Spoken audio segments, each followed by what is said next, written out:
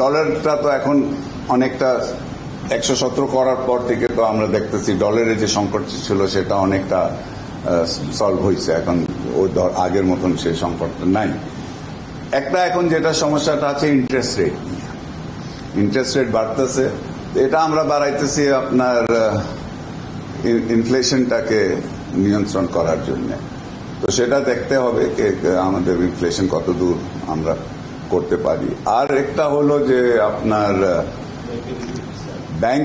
ব্যাংকের লিকুইডিটি আছে, interest rate যেহেতু বেড়ে যাচ্ছে ওটা নিয়ে সমস্যা হচ্ছে।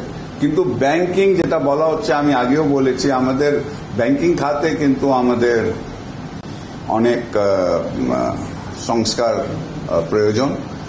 আর এইবার যে তারা এসছে তারা কিন্তু মানে প্রত্যেকবার যখন তারা আসে তাদের মানে বিভিন্ন খাতগুলিকে তারা আরো বাড়াতে থাকে। তো এখন যখন প্রথম আমার মনে আছে আমি ওনাদের সাথে শুরু করেছিলাম, তারা কিন্তু জ্বালানি খাতের উপরে বেশি জোর ছিল। তারপর তারা আপনার অন্যান্য খাতে শুরু করলো। এখন যেটা হয়েছে আপনার অনেকগুলি যেটা হয়েছে মানে ডিজিটাল খাতে, আপনি জানেন মেটা এসছে। মেটা হলো ফেসবুক আর ইউটিউব যেটা আছে, ওদের মালিক ছিল উবার। আমাদের এখানে আমেরিকান কোম্পানি উবার কাজ করতেছে, তারা ছিল। অ্যামাজন ওরা ছিল, তারা এখন ডিজিটালের উপরে। তারপর মাস্টার কার্ড আর ভিসা ওরা ছিল। এটা হলো ডিজিটাল সাইডে তাদের।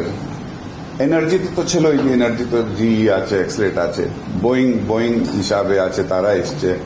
তারপর নতুন তারা আগেও এসছিল। এখন আমাদের কৃষি খাতে তারা অনেকগুলি কোম্পানি এসছে, তারা আমাদের কৃষি খাতে বিনিয়োগ করতে চায়। তো তাদের মানে অনেক তারা প্রশংসা করেছে, বলেছে যে তোমাদের এখানে আমরা বিনিয়োগের যে পরিবেশ আছে এটা আমরা মানে খুবই ভালো। আমরা মানে মার্কিন কোম্পানিরা আরো কিন্তু বাংলাদেশে বিনিয়োগ করতে চায়।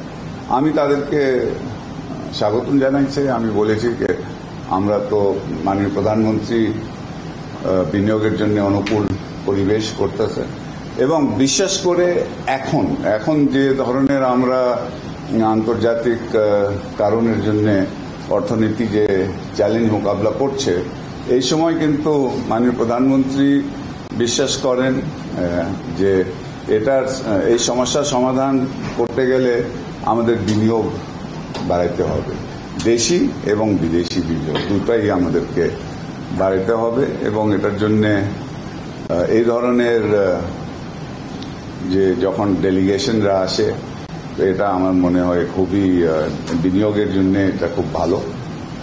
এই ধরনের ইন্টারঅ্যাকশন যখন হয়, ওদের সাথে আমাদের কথা বলে তাদের সমস্যাগুলি সম্বন্ধে তারা বলে, আমরা বলি কিভাবে ওদের সমস্যাগুলি আমরা সমাধান করতে পারি।